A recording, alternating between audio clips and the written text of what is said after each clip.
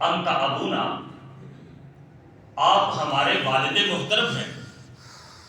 اللہ رب العزت نے آپ کو یہ فضیلت بخشی ہے کہ خلقک بیدیہ، اللہ تعالیٰ نے آپ کو اپنے دونوں ہاتھوں سے بنایا، پھر آپ کو یہ بھی شرف بخشا ہے اسجد لک الملائکہ، نہایت پاک باز مخلوق فرشتوں نے آپ کو سجدہ کیا۔ پھر آپ کا مقام یہ بھی ہے اسکنک الجنہ، اللہ تبارک و تعالیٰ نے آپ کو جنت کی رہائش عطا فرمائی۔ حضرت دیکھتے نہیں آپ کی اولاد کس پریشانی کے اندر مبتلا ہے، اللہ کے حضور سفارش کریں، اللہ آپ کی سفارش کو قبول کر کے ہمیں پریشانی سے نجات عطا فرمائے، ہمیں اس مصیبت سے ہٹا دے۔ نبی صلی اللہ علیہ وسلم نے فرمایا، سیدنا آدم علیہ السلام کہیں گے، میرے بیٹو آج میں اس قابل نہیں، میں اللہ کے حضور تمہاری سفارش کر سکوں۔ ان ربی قد غضب اليوم لم یغضب مثلہ قبلہ قط ولن یغضب بعدہ ابدا، آج میرا رب تعالیٰ اس قدر غضبناک ہے، اتنے غصے کے اندر ہیں، کبھی اس سے پہلے اتنا غصے کے اندر نہیں آئے، اس کے بعد بھی کبھی اللہ تبارک و تعالیٰ اتنے غصے کے اندر نہیں آئیں گے۔ ایک تو غیری لست ہناک، آج میں اس قابل نہیں کہ میں تمہاری سفارش کروں، کسی اور کے پاس جاؤں۔ وجہ یہ ہے کہ اللہ تبارک و تعالیٰ نے مجھے ایک درخت کے قریب جانے سے منع کر دیا تھا، مجھ سے وہ غلطی ہو گئی، وہ خطا ہو گئی۔ میرے بھائیوں، ہمارے لیے ایک لمحہ فکری ہے، ہمارے والد محترم سیدنا آدم علیہ السلام، ان سے ایک بھول ہوئی ہے، ایک خطا ہوئی ہے، تو وہ اللہ کے سامنے جانے کے لیے تیار نہیں، تو ہم لوگ ساری زندگی گناہوں میں گزار رہے، ہمارا کیا بنے گا، ہماری حالت کیا ہوگی؟ وہ شرمساری والا دن ہم کیسے بسر کریں گے؟ نبی کریم صلی اللہ علیہ وسلم فرماتے ہیں، سیدنا آدم علیہ السلام کہیں گے، یہ تو غیری، میرے علاوہ کسی اور کے پاس جاؤ۔ آخر باپ ہوتا ہے نا، اولاد سے اسے کون سی چیز پیاری ہے، خود ہی وہ رہنمائی کر دیں گے، یہ تو نوح ہے، ایسے کرو میرے بیٹے نوح کے پاس جاؤ۔ نبی کریم صلی اللہ علیہ وسلم فرماتے ہیں کہ لوگ مل کے سیدنا نوح علیہ السلام کی خدمت میں حاضر ہوں، سیدنا نوح علیہ السلام سے وہ عرض کریں گے، حضرت آپ دیکھیں ہم کس کرب اور مصیبت کے اندر مبتلا ہیں، اللہ رب العزت نے آپ کو یہ شرف بخشا ہے کہ انت اول الرسل الی اہل الارض، روئے زمین کی طرف اگر کوئی سب سے پہلے رسول آنے والا ہے تو وہ اللہ رب العزت نے آپ کو منتخب کیا، آپ سب سے پہلے رسول ہیں۔ پھر اللہ نے آپ کو یہ بھی شرف بخشا ہے، سماک عبدا شکورا، اللہ تبارک و تعالیٰ نے آپ کا نام ہی شکر گزار بندہ رکھ دیا۔ آپ ایسے کریں، اللہ کے حضور ہماری سفارش کریں تاکہ اس شدت اور اس پریشانی کے عالم سے ہم نکل پائیں۔ سیدنا نوح علیہ السلام بھی وہی بات کہیں گے، لوگوں آج میں اللہ کے حضور جانے کے قابل نہیں ہوں، وجہ اس کی کیا ہے؟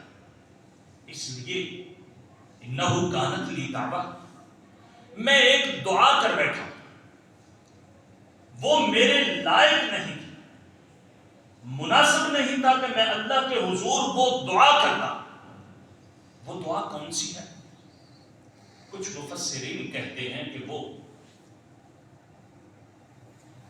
پوری کی پوری قوم کفار کے اوپر جو بد دعا کی تھی، رب لا تذر علی الارض من الکافرین دیارا، اللہ کافروں کا کوئی ایک گھرانہ بھی اس دنیا کے اندر باقی نہ چھوڑ۔ کچھ لوگ کہتے ہیں کہ وہ اپنے بیٹے کی محبت کے اندر کہ ان ابنی من اہلی وان وعدک الحق وانت احکم الحاکمین، اللہ میری نظروں کے سامنے، میری آنکھوں کے سامنے میرا بیٹا اس سیلاب کی نظر ہو رہا، میرے سامنے غرقاب ہو رہا۔ سیدنا نوح علیہ السلام بھی فرمائیں گے لست ہناکا، لوگوں میں آج اللہ کے سامنے جانے کے قابل نہیں، تو غیری میرے علاوہ کسی اور کے پاس جاؤ۔ آخرکار لوگ چلتے چلتے سیدنا ابراہیم علیہ السلام کی خدمت میں حاضر ہوں، سیدنا ابراہیم علیہ السلام سے بھی بات کریں گے، وہ بھی وہی بات کریں گے کہ آج میرا رب تعالیٰ اتنا غضبناک ہے کہ اس سے پہلے کبھی آپ کو اتنا غصہ نہیں آیا اور کبھی اس کے بعد بھی اتنا غصہ نہیں آیا۔ میں اس قابل نہیں کہ میں تمہاری سفارش کر سکوں۔ وجہ اس کی کیا ہے؟ اس کی وجہ یہ ہے انی کنت کذبت ثلاث کذبات، مجھ سے 3 ایسی باتیں ہو چکی تھی کہ جو مجھے کرنی نہیں چاہیے تھی۔ میں نے 3 جھوٹ بولے۔ جھوٹ کے یہاں مراد کیا ہے؟ توریہ، ایک اور معنی ہے، دوسرا اور معنی ہے، ایک حقیقی معنی ہے، ایک دوسرے کو اس کی توجہ ہٹانے کے لیے اس کو توریہ کہا جاتا ہے۔ حقیقی معنی اور غیر حقیقی معنی، میں نے یہ 3 موقع کے اوپر اللہ رب العزت نے سیدنا ابراہیم علیہ السلام کے متعلق فرمایا انہ کان صدیقا نبیا، وہ نہایت سچے نبی تھے، اتنے سچے اگر ان کو جھوٹ بنا بھی لیا جائے تو پوری زندگی ابراہیم کے سوائے 3 موقع پر جھوٹ کے کوئی اور جھوٹ ہی نہیں، اتنا بندہ سچا کوئی ہو سکتا۔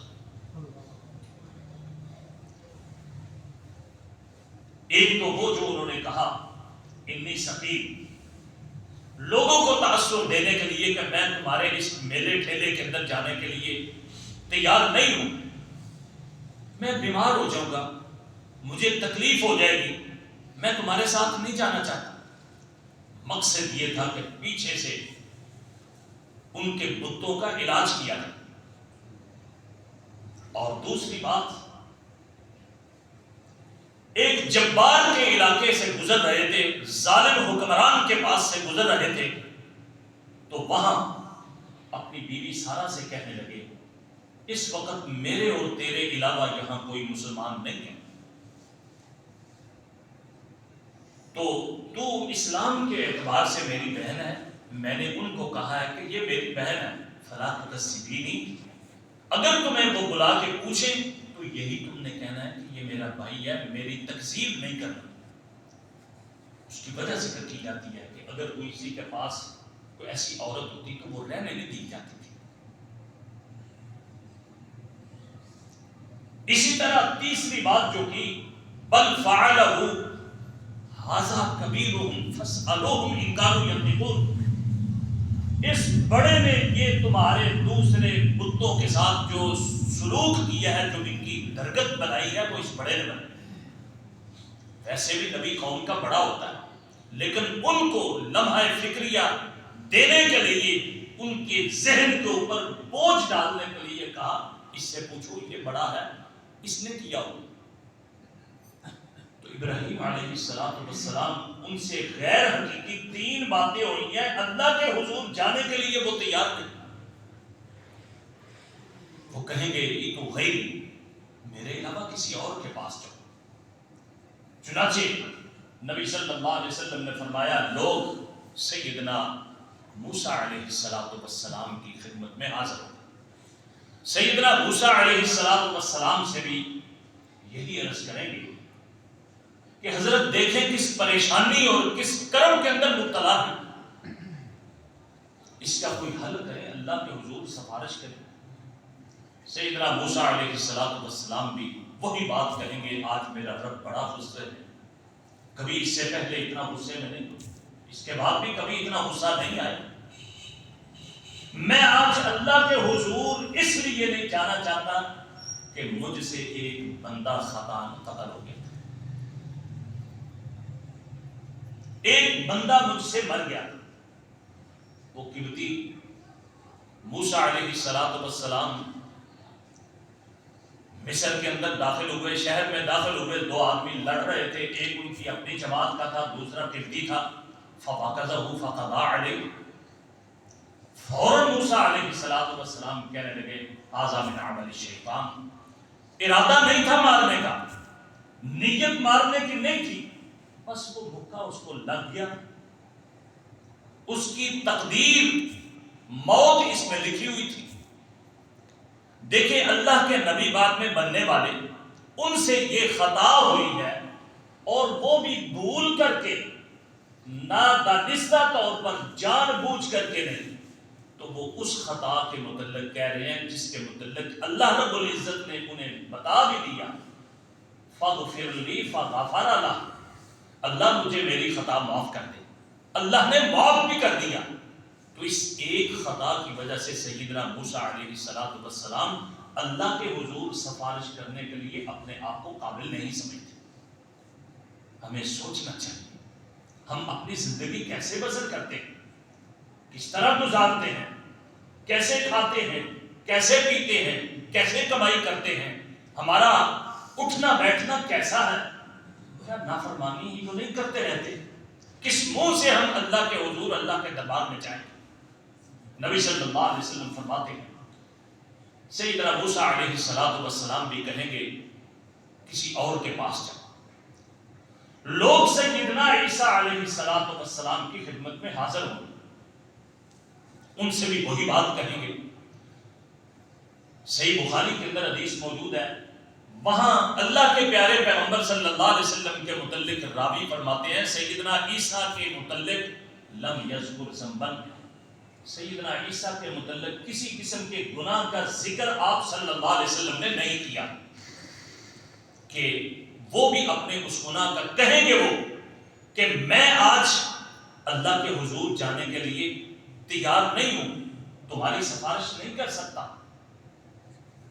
اس سے پہلے لوگ آ کے ان کو کہیں گے اللہ رب العزت نے آپ کو بڑا مقام بخشا ہے، آپ اللہ کے کلمہ ہیں، اس کی طرف سے روح ہیں، اللہ رب العزت نے آپ کو بو نہ بو خصوصیتیں عطا فرمائی، ہماری سفارش کریں.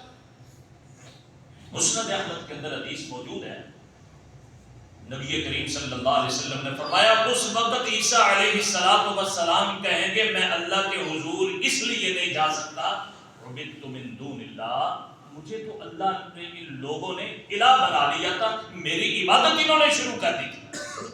کل کلاں اگر میں اللہ کے حضور پیش ہوں تو میں کیا جواب دوں گا؟ آج میں اللہ کے حضور اس لیے نہیں جانا چاہتا کہ لوگوں نے مجھے پوجنا شروع کر دیا.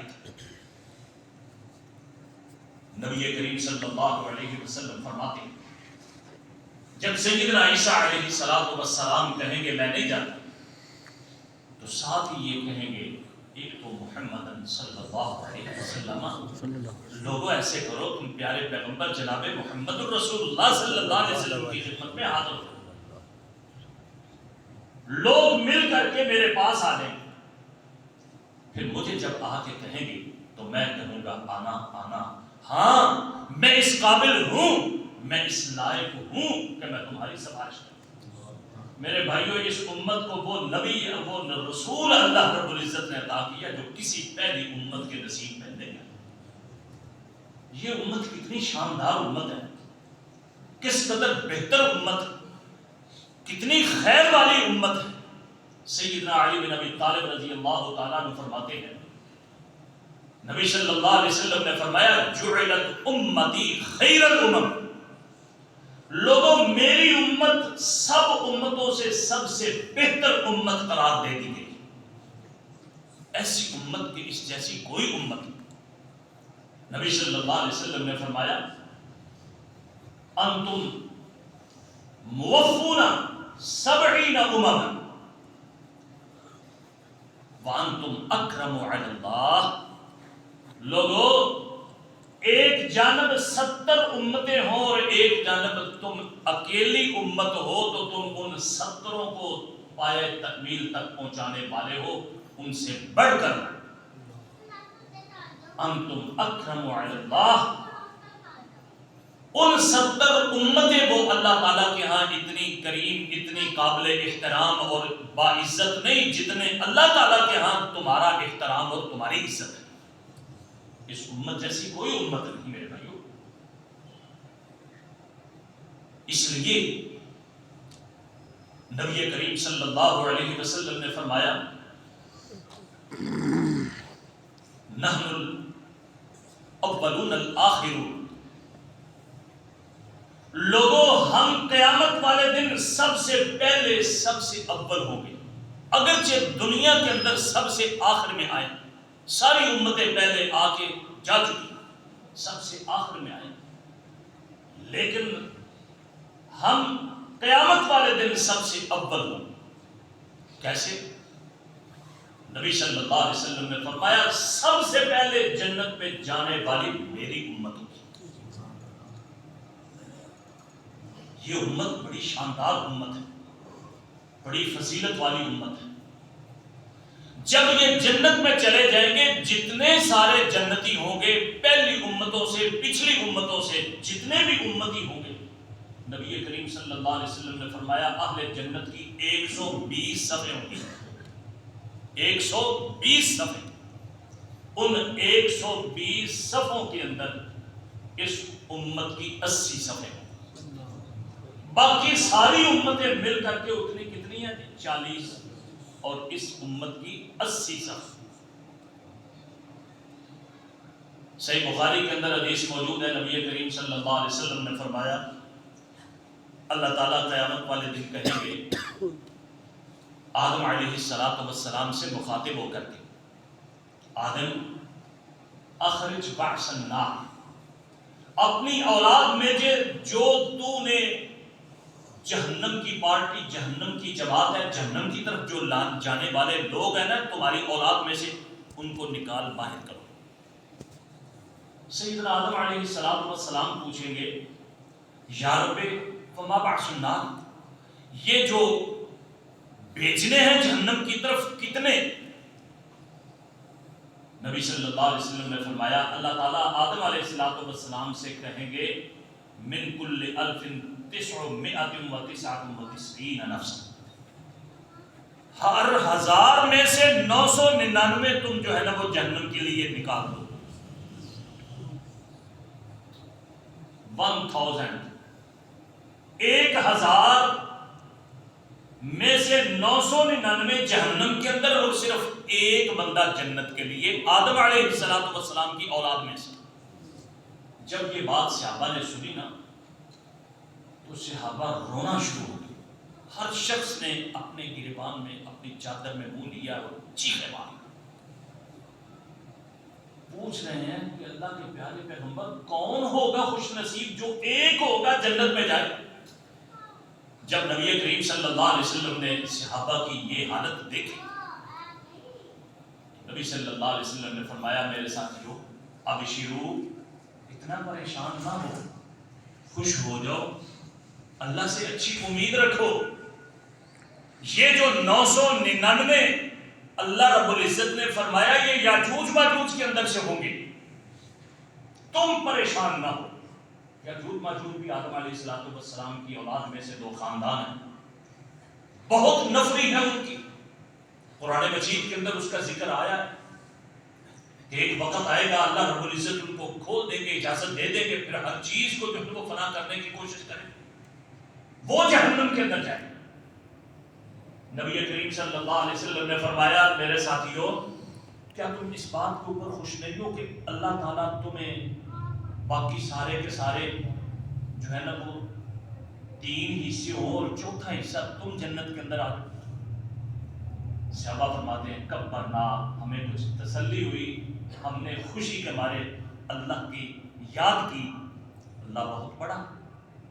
نبی صلی اللہ علیہ وسلم نے فرمایا کیا تم اس بات کے اوپر خوش نہیں ہو کہ ثلث اہل الجنہ، تم اہل جنت کا تیسرا حصہ بن جاؤ. نبی صلی اللہ علیہ وسلم نے جب یہ فرمایا تو صحابہ پھر کہنے لگے اللہ اکبر. فرمایا مجھے امید ہے ان تکونوا نصف اہل الجنہ، مجھے یہ امید ہے اللہ کے حضور کہ تم آدھے جنتی تم ہوگے. صحیح بخاری کے اندر حدیث موجود ہے، وہ ابن ماجہ کے اندر حدیث موجود ہے. گویا کہ اس امت کو اللہ رب العزت نے یہ شرف بخشا ہے کہ سب جنتیوں کے اندر سب سے زیادہ اس امت کی تعداد ہوگی 2/3. یہ امت بڑی خیر والی امت ہے، بڑی شاندار امت ہے، اس جیسی کوئی امت نہیں. سیدنا ابو موسیٰ اشعری، سیدنا عبداللہ بن عمر رضی اللہ تعالیٰ عنہ، صحیح بخاری کے اندر حدیثیں موجود ہیں. نبی صلی اللہ علیہ وسلم نے فرمایا لوگوں تمہاری مثال یعنی میری امت کی مثال، مومنوں کی مثال، اہل ایمان کی مثال اور پہلے جو لوگ گزر چکے ہیں ان کی مثال. وہ گزرنے والے کون ہیں؟ عام طور پر یہودی، عیسائی اور بھی امتیں ہیں. تو مثال آپ نے لکھی تھی یہودی اور عیسائیوں کے مقابلے میں تم جو اس دنیا کے اندر یا پہلی امتوں کے مقابلے میں جو تم دنیا کے اندر رہے ہو، اس کی ایک مثال یہ دی کہ اس طرح دنیا گزر چکی ہے کہ جس طرح عصر کا وقت ہو چکا ہے اور باقی عصر کے بعد سے غروب آفتاب کا وقت کتنا ہوتا ہے؟ تھوڑا سا وقت ہے. اور فجر کے طلوع ہونے سے لے کے عصر تک کا کتنا وقت ہے؟ بہت زیادہ وقت. نبی صلی اللہ علیہ وسلم نے فرمایا پہلی امتوں کو اللہ رب العزت نے حکم دیا تمہاری مثال اس طرح ہے کہ ایک آدمی نے مزدور رکھے کام کرنے کے لیے، ان کو کہا کہ تم نے مزدوری کرنی ہے دوپہر تک. یہودیوں کی باری ہے، ان کے ساتھ معاملہ طے کر لیا کہ تمہیں 1 قیراط ملے گا، یہ سمجھ لے کہ 1 روپیہ ملے گا. تم ظہر تک کام کرو. ظہر تک کام کیا، ان کو 1 روپیہ دے دیا گیا. اب نصارہ کی باری آئی، عیسائیوں کی باری آئی، انہیں کہا گیا کہ تم نے زور سے لے کر عصر تک کام کرنا. انہوں نے زور سے عصر تک کام کیا. ان کے ساتھ ایگریمنٹ ہوا کہ تمہیں بھی 1 روپیہ دیا جائے گا، 1 قیراط دیا جائے گا. ان کو 1 قیراط دے دیا. نبی کریم صلی اللہ علیہ وسلم نے فرمایا پھر لوگوں تمہاری باری آئی، میری امت کی باری ہے. میری امت کے ساتھ ایگریمنٹ یہ ہوا کہ تم نے عصر سے لے کر غروب آفتاب تک کام کرنا ہے، میں تمہیں 2 قیراط دوں گا، 2 روپے دوں گا. اب وہ یہودی بھی سٹ پٹائے، عیسائی بھی سٹ پٹائے کہ ہمارے ساتھ یہ زیادتی ہوئی ہے، کام ہم نے زیادہ کیا، وقت ہم نے صرف کیا، محنت زیادہ کی، اور جب مزدوری دینے کی باری آئی ان کو زیادہ دے دی. نبی صلی اللہ علیہ وسلم فرماتے ہیں اللہ تبارک و تعالیٰ فرمائیں گے حل ظلمتکم من شیء، جو میں نے تمہارے ساتھ ایگریمنٹ کیا تھا، جو تمہارے ساتھ میں نے معاہدہ کیا تھا، کوئی اس کے اندر کمی کی ہے؟ وہ کہیں گے نہیں جی، یا اللہ کوئی کمی نہیں کی. تو فرمایا ذالک فضلی اوتی من اشاء، یہ تو میرا فضل ہے، میری رحمت ہے، میں جس پر چاہوں کون پوچھنے والا. میرے بھائیو یہ امت اس جیسی کوئی امت نہیں، بلکہ ایک حدیث کے اندر یہ ہے کہ نبی کریم صلی اللہ علیہ وسلم نے فرمایا ان کو کہا، یہود کی باری آئی، ان کو کہا بھائی تم نے صبح سے لے کر غروب آفتاب تک کام کرنا ہے اور تمہیں 1 روپیہ ملے گا، 1 قیراط ملے گا. اب معاملہ یہ بنا کہ جس وقت دوپہر کا وقت ہوا نا تو انہوں نے ہاتھ کھڑے کر دیے، ہم سے کام نہیں ہوتا. حالانکہ ان کے ساتھ طے کیا تھا صبح سے لے کر غروب آفتاب تک تم نے مزدوری کرنی ہے، کام کرنا ہے اور تمہیں مزدوری ملے گی. انہوں نے آدھا دن کام کیا، جان چھڑا لی. مالک نے کہا ایسے نہ کرو، اپنی مزدوری ضائع نہ کرو، شام تک اپنا پورا کام کرو.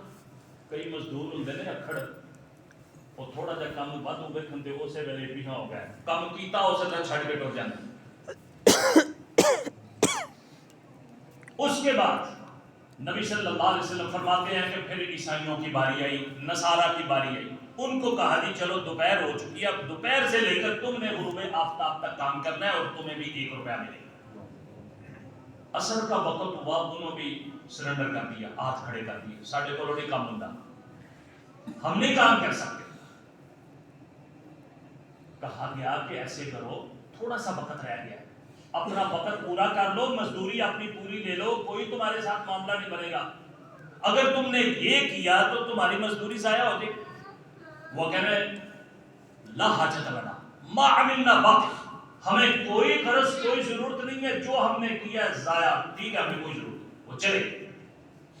نبی کریم صلی اللہ علیہ وسلم نے فرمایا لوگوں تم پھر عصر سے لے کر غروب آفتاب تک تم نے جو ہے نا وہ مزدوری کی، ان ساروں کی جو مزدوری نہیں نہ بولی وہ دونوں روپے تمہیں دے دیے گئے.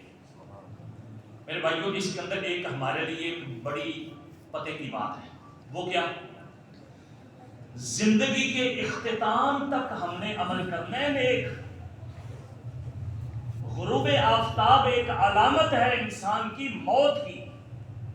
ان دونوں نے موت سے پہلے ہی زندگی کے اندر کام چھوڑ دیا، راہ راست سے ہٹ گئے. کئی لوگ ہوتے ہیں نا بڑے ذوق شوق کے ساتھ کچھ دیر کے لیے کام کیا، پھر اس کے بعد پھر وہی رسے وہی ڈنڈے، مسجد بھی چھوڑ دی، نمازیں بھی چھوڑ دی، بس تھوڑا سا کام، اس کے بعد نہیں. وَاعْبُدْ رَبَّكَ حَتَّى يَأْتِيَكَ الْيَقِينُ. نبی کریم صلی اللہ علیہ وسلم کو اگرچہ یہ کہا جا رہا ہے، مخاطب امت کو کیا جا رہا ہے کہ لوگوں تم نے یقین تک جو ہے نا وہ اللہ کی عبادت میں لگے رہنا ہے، نیکیاں موت تک کرتے رہنا ہے. درمیان میں اگر تم جو ہے نا وہ عمل چھوڑ دو گے نیک، تمہیں بھی کسی قسم کا کوئی معاوضہ کوئی اجر جو ہے نا وہ کسی صورت کے اندر نہیں ملے. تو میں عرض یہ کر رہا تھا کہ اس امت جیسی کوئی امت نہیں، اللہ رب العزت نے اس کو ڈبل مزدوری دی ہے. کسی امت کو اس سے پہلے جو ہے نا وہ ڈبل مزدوری نہیں دی. میرے بھائیوں یہ امت بڑی خیر والی امت ہے، اس جیسی کوئی امت نہیں.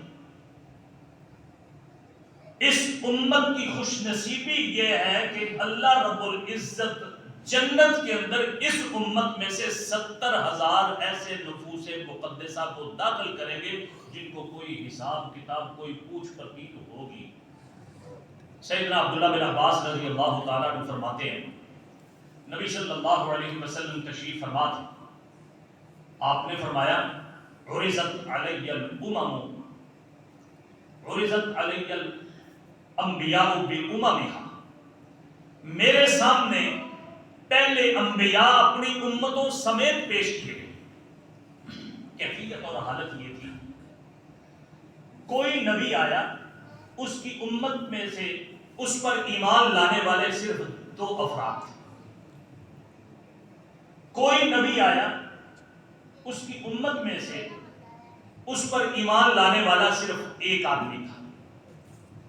کوئی نبی اس حالت کے اندر میرے پاس آیا کہ اس کے ساتھ الرہط چند افراد تھے، حتیٰ کہ میرے سامنے ایک اللہ کا ایسا نبی بھی آیا، اس کا کوئی امتی تھا ہی نہیں. اس کے اندر مبلغین حضرات کے لیے بڑا سبق ہے. میرے بھائیوں اخلاص کے ساتھ مبلغ حضرات کو اپنی محنت کرتے رہنا چاہیے. ہدایت اللہ کے اختیار کے اندر ہے. دیکھیں وہ نبی بھی اللہ کا کامیاب ہے، بے شک اس کی دعوت کے اوپر کوئی ایمان نہیں لایا، لیکن اپنی اس نے دعوت کے اندر اخلاص ضرور جو ہے وہ رکھا. وہ نبی کامیاب ہے. اس لیے مبلغ حضرات اخلاص کے ساتھ محنت جاری ساری رکھیں. یہ نہ دیکھیں کہ میرے کتنے افراد آ گئے ہیں یا کتنے میری بات کو سننے والے ہیں، تھوڑے ہیں یا زیادہ ہیں. نبی صلی اللہ علیہ وسلم نے فرمایا اچانک میں کیا دیکھتا ہوں کہ میرے سامنے ایک امت آئی ہے جن میں غفیر ہے، بہت زیادہ لوگ ہیں. میں خوش ہو گیا، دیکھا تو میں نے جبرائیل سے پوچھا یہ اتنے سارے لوگ یہ میرے ہیں، میری امت ہے؟ کہنے لگے نہیں، یہ سیدنا موسیٰ علیہ السلام کی امت ہے. حضرت آپ ایسے کریں اس جانب دیکھیں. مجھے جبرائیل نے کہا دائیں جانب دیکھیں. میں نے دائیں جانب دیکھا تو کیا دیکھتا ہوں، ایک انسانوں کا انبوہ کثیر ہے. مجھے کہا سامنے دیکھو، اس افق کی طرف دیکھو. میں نے سامنے دیکھا تو سامنے بھی لوگوں کا ٹھٹھے مارتا سمندر تھا. مجھے کہا ادھر دیکھو، ادھر دیکھا تو ادھر بھی سر ہی سر، لوگ ہی لوگ تھے۔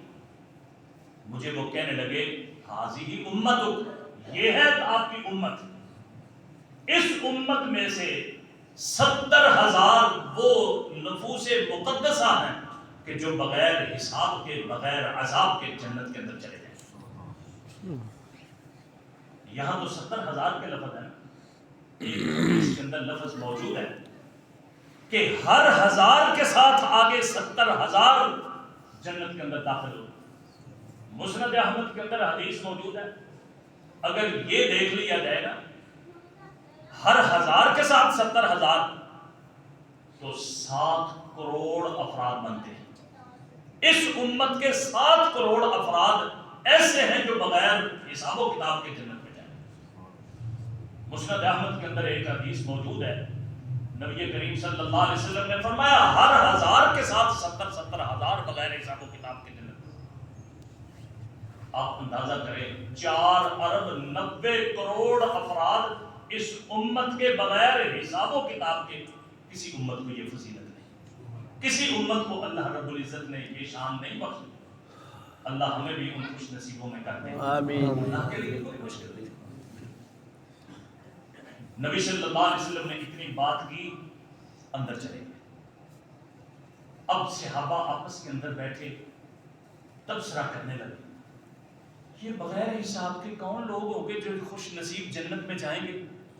کچھ کہنے لگے یہ ہماری اولادوں میں سے ہوں گے، ہم تو کفر شرک کے اندر رہتے رہے ہیں، اب ہم مسلمان ہوئے ہیں، ہم اس حالت کے اندر آئے ہیں، ہماری قسمت میں کہاں ایسے، وہ تو ہماری اولادوں میں سے ہوں گے جن کے کوئی گناہ نہیں ہوں گے۔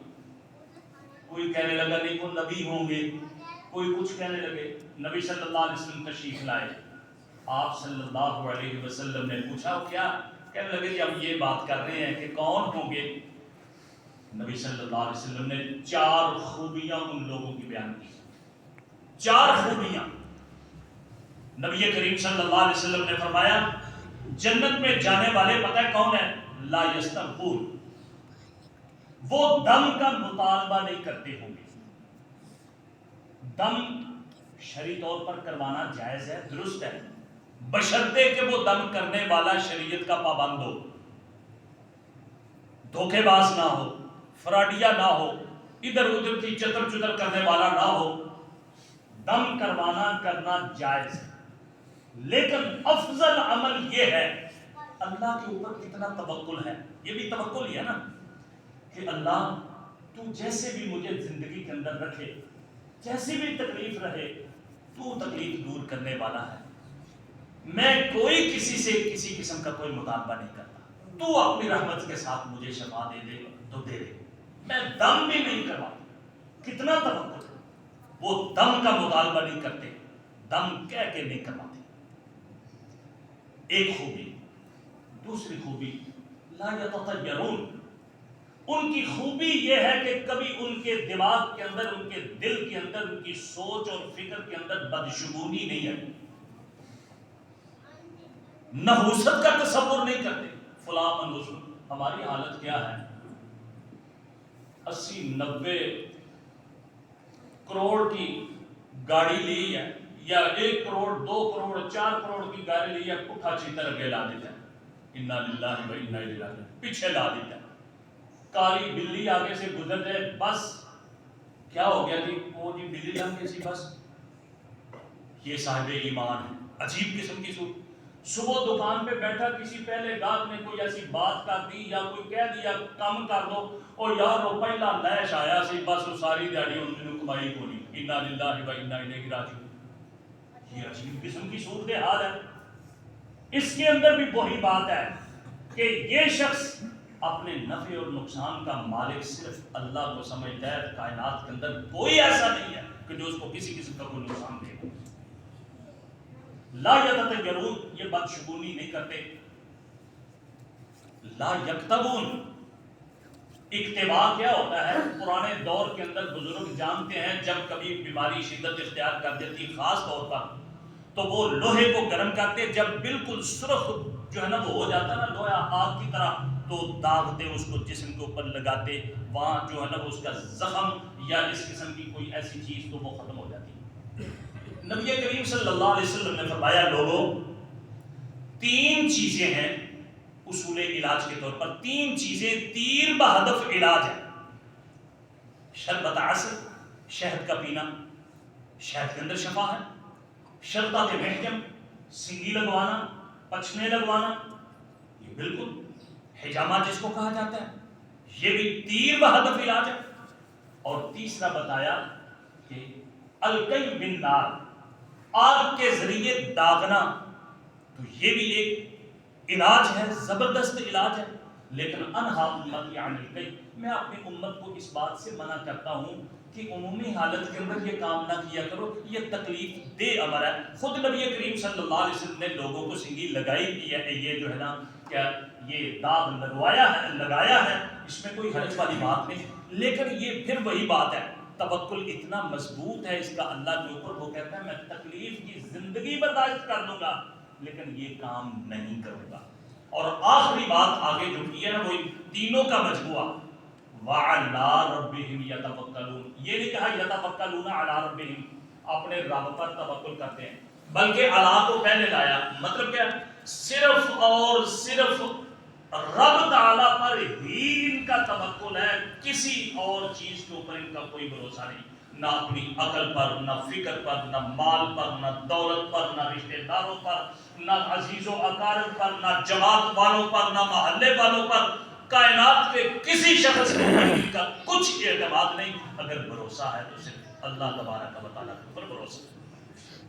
تو عرض کرنے کا مقصد کیا تھا کہ دیکھو میرے بھائیوں، اللہ رب العزت نے اس امت کو جو خصوصیتیں اور جو فضائل، جو خوبیاں عطا کی ہیں، اس جیسی کوئی امت نہیں. یہ اتنی خیر والی، کس لیے یہ خوبیاں؟ آپ اس سے بھی علاوہ بڑی خوبیاں ہیں.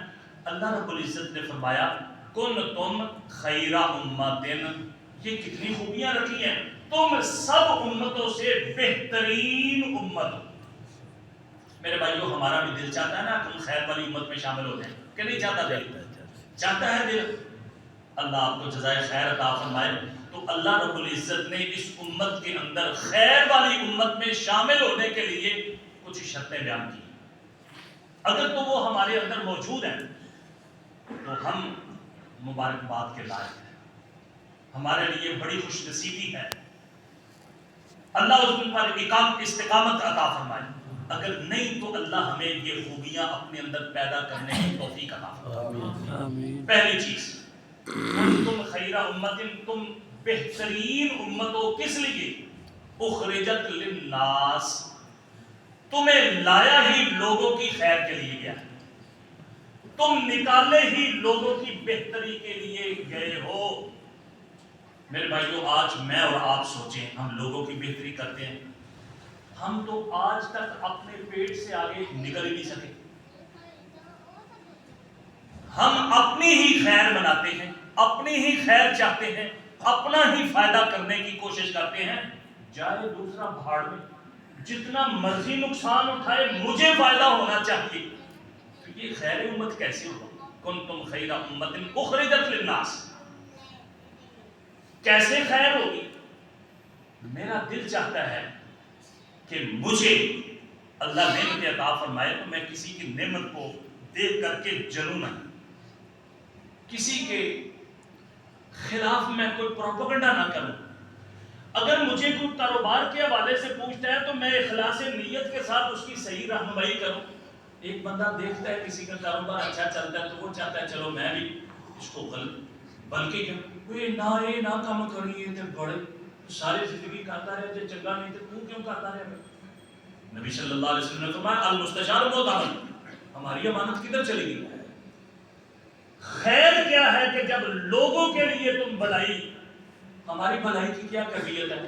یہ بازاروں کے ہر علاقے کے اندر چلے جائیں، خیر کہ ہم کتنی رکاوٹیں ہم گلیوں بازاروں کے اندر کر دی. 2 فٹ کی جگہ بچانے کے لیے ہم نے تھڑے باہر نکالے ہوئے، موٹریں ہم باہر نکالتے، ایک دوسرے کو تکلیف دینے کی کوشش کرتے. یہ کون سی خیر، کون سی بہتری ہے؟ میرے بھائیوں سب سے پہلی بات یہ ہے کہ اگر خیر والی امت میں ہم شامل ہونا چاہتے ہیں تو لوگوں کی خیر کا سوچیں. اپنی خیر تو ساری سوچتے ہیں، لوگوں کی خیر کا وہ سوچیں. اور دوسری چیز تأمرون بالمعروف، اس خیر کے اندر یہ بات بھی شامل ہے کہ لوگوں کو نیکی کا حکم دیا جائے۔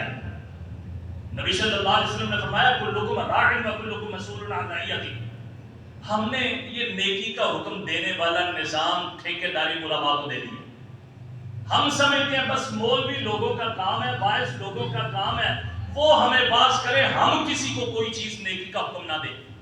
دیانتداری کے ساتھ ہم بتائیں کہ ہم کیا نیکی کا حکم کریں۔ بازار کے اندر جاتے ہوئے راستے میں ہم جب گزرتے ہیں، کہیں کوئی انوکھا انہونا واقعہ آ جائے، کسی کو کوئی مار پڑ رہی ہے، کوئی مداری لگی ہوئی ہے، تو وہ پوری کی پوری مار، وہ پوری مداری اور وہ پورا انوکھا واقعہ گھر جا کے سارا کچھ ہم A to Z بتائیں گے۔ نہیں بتائیں گے تو یہ نہیں بتائیں کہ آج مولانا صاحب نے ہمیں یہ حدیث اللہ کی یہ آیت اور ترجمہ کر کے بیان کیا، یہ ہم گھر میں کبھی جا کے نہیں سکتے۔ تأمرون الناس، کیا ہم حکم کرتے ہیں نیکی جو مرضی، تنہون عن المنکر، اور تیسری چیز تم برائی بے حیائی ہر وہ کام جو شرعاً ناجائز ہے، قابل انکار ہے، اس سے روکو۔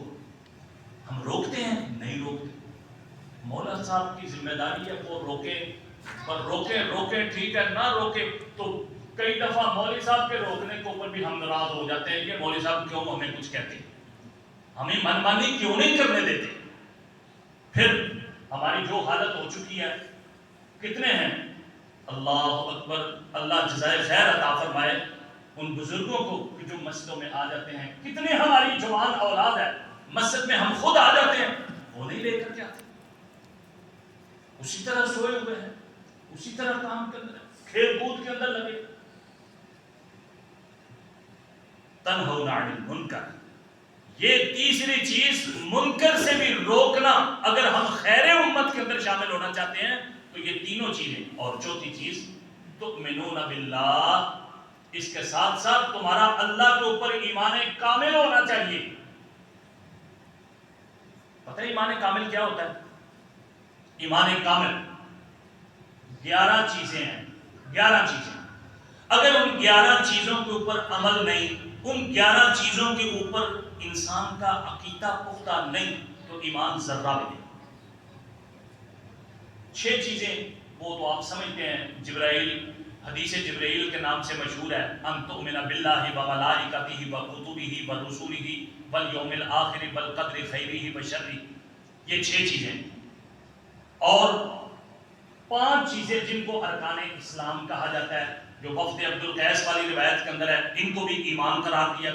فرمایا حل تدرون ما الایمان باللہ، اس کے اندر شہادت لا الہ الا اللہ، اقامہ صلاۃ، یہ نماز قائم کرنا، زکوٰۃ دینا، روزے رکھنا، حج کرنا، یہ 5 چیزیں، 11 یہ چیزیں، 6 اور 5 11 چیزیں۔ یہ 11 چیزوں کے اوپر عمل بھی ہو جو عمل کے قابل ہیں، اور جو عقیدے کے اعتبار سے ان کے اوپر عقیدہ پورا پختہ رکھنا ہے، ان کے اوپر پورا پختہ پکا عقیدہ بھی۔ اگر کوئی شخص، آپ سے میں پوچھتا ہوں، کوئی شخص کہتا ہے جی میں مومن ہوں، کہتا ہے جی میں باقی 10 چیزیں مانتا ہوں، میں قیامت کو نہیں مانتا، تو سچی بتائیں یہ ایمان ہے اس کا کوئی؟ نہیں۔ کوئی شخص یہ کہے جی ٹھیک ہے باقی سارا کچھ میں مانتا ہوں، میں فرشتے کوئی نہیں، کوئی آنے نہیں، ایمی گلا، نعوذ باللہ من ذالک، یہ بات بنے گی؟ ایمان ہوگا؟ کوئی کہتا ہے کہ یہ مولویوں کی باتیں ہیں، نماز نماز ہے ہی کچھ نہیں، ایمان کدھر گیا؟ میرے بھائیوں، ایمان تب ہوگا جب ان 11 چیزوں کے اوپر ہمارا پکا یقین ہوگا۔ نمازوں کی پابندی کریں گے، ہماری حالت کیا ہے؟ وہ بڑا خوش ہوتا ہے ایک شخص، فجر کی نماز پڑھ لی جی، بڑا مار کا مارا، 4 نمازیں گئی، جمعے کے جمعے مسجد میں آ گیا، مسجد والوں کے اوپر احسان کر دیا، عید کے دن جا کے مل لے، بس جی مسلمان ہے۔ یہ ہمارے لیے لمحہ فکری ہے۔ اگر ہم خیر امت کے اندر داخل ہونا چاہتے ہیں، اس خیر امت کے اندر کے جس کی خوبیاں آپ سماعت فرما چکے ہیں، تو یہ 4 چیزیں لازمی اپنے اندر ہمیں پیدا کرنی پڑے گی۔ پہلی چیز یہ کہ ہماری اپنا مطمع نظر، اپنا پیٹ نہیں ہونا چاہیے، لوگوں کی خیر ہوئی، لوگوں کے ساتھ اس نے سلوک کرے، لوگوں کی بہتری جو ہے وہ سوچے، ہم اپنی بھوک کو نہ مٹائیں، لوگوں کی بھوک کو بھی مٹائیں۔ اور دوسری چیز کیا؟ اچھائی کا کام کرنا، خود بھی نیکی کرے اور نیکی کا حکم دے۔ تیسری چیز، خود بھی برائی سے رکے رہیں اور دوسروں کی بھی برائی سے روکنے کی کوشش کریں۔ اور چوتھی، ایمان، ان 11 چیزوں کے اوپر پختہ اور ان 5 چیزوں کے اوپر عمل لازمی طور پر، پھر یقیناً ہم خوش نصیب ہیں، اس امت خیر کے اندر ہم جو ہے نا وہ داخل ہیں۔ اللہ تعالیٰ ہمیں بھی سب کو اس امت خیر کے اندر شامل ہونے کی توفیق عطا فرمائے۔ وما علیہ الا البلاغ۔